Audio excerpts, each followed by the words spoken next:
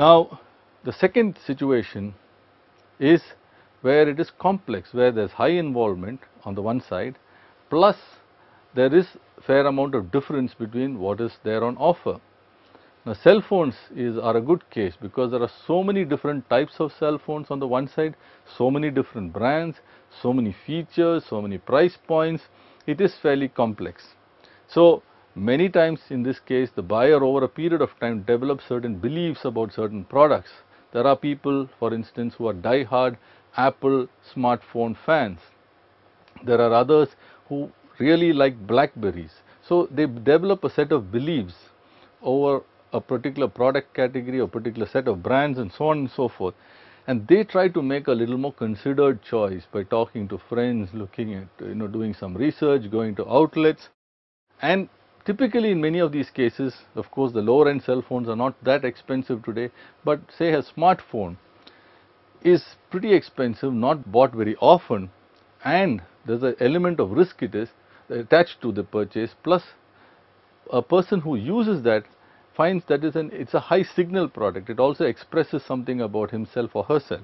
So therefore, it is very important for the marketer to understand what all is happening in the consumer's mind, where all he goes to make up, to get information. Can he start playing a role in his sourcing of information or guiding him towards making a better decision and reducing this complexity, at the same time ensuring that his product offerings are up to scratch in the customer's mind.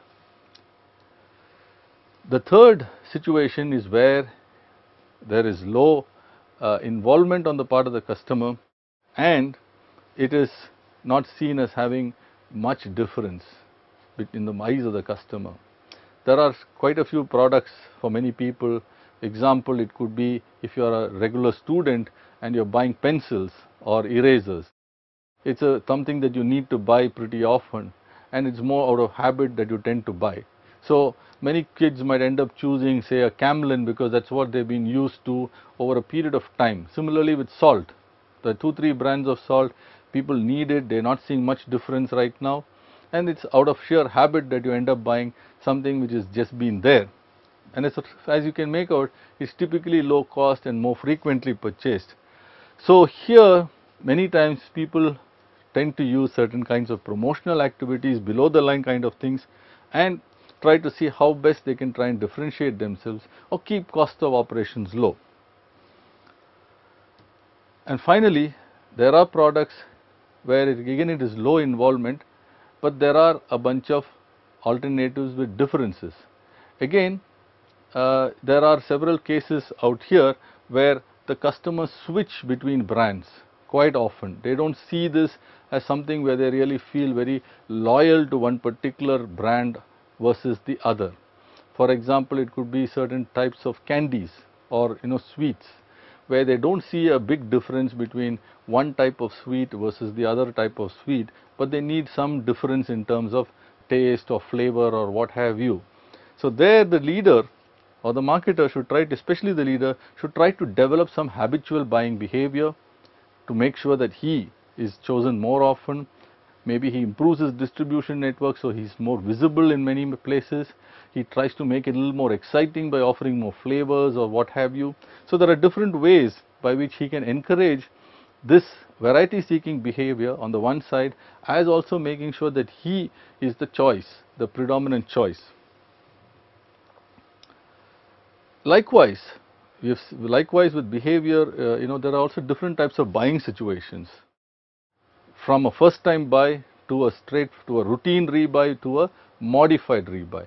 When it's a first time buy, which is right at the bottom, it's a completely novel experience. For example, a first time computer buyer or a laptop buyer. There's a lot more things that you have to do for such a buyer as opposed to somebody who is buying it routinely. Like I mentioned, if somebody is buying, who's used to the laptop already and buying it for the second, third, fourth time, then his situation is quite different. The third time is a modified rebuy. A person who is already used, for example, to a laptop might be looking now at a smaller product like a notebook and coupling that with maybe a tablet, a pad, an iPad or some such thing like that. Now what happens is there is a slight difference in the way he is buying. It's a similar kind of a laptop kind of a thing, but a smaller thing. So how do you take care of these kind of situations becomes important for the marketer to understand where is the customer in his stage of purchase. Similarly, like with other things we have seen, there is a process here that the customer tends to go through. One is he identifies what exactly is the problem he is trying to solve. So, we have seen the 7O framework, we have seen the kind of roles that people have, we have seen the kind of buying situations. So, at each stage point you will find there are different kinds of problems that are cropping up. So, the customer also goes through what is my problem really, why am I trying to buy this product. Secondly, he looks at where all to get information from. Third is what alternatives are out there, how do I evaluate those alternatives, how do I start making decisions on those alternatives. Finally, the actual decision that he makes, and fifthly is the post purchase evaluation and the perceptions that account for it. Now, in all these stages, is there a way by which the marketer can play a role? Of course there is.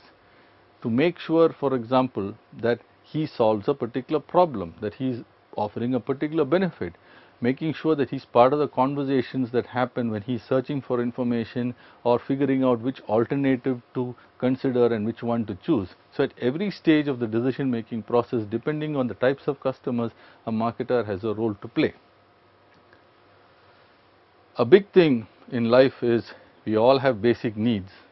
Food, clothing, shelter are all basic needs, but our wants and desires outweigh or overwhelm the few needs that we have.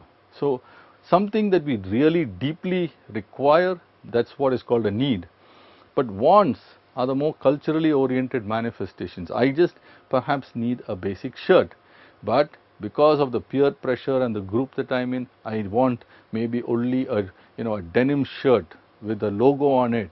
So, that is really a want. And third thing is the demand, which means translation of this need or want into something where I can afford to buy it and have the ability to pay for it. That really is actually what we call as demand. So, we really need to understand a person may have a need, another person may have a certain desire.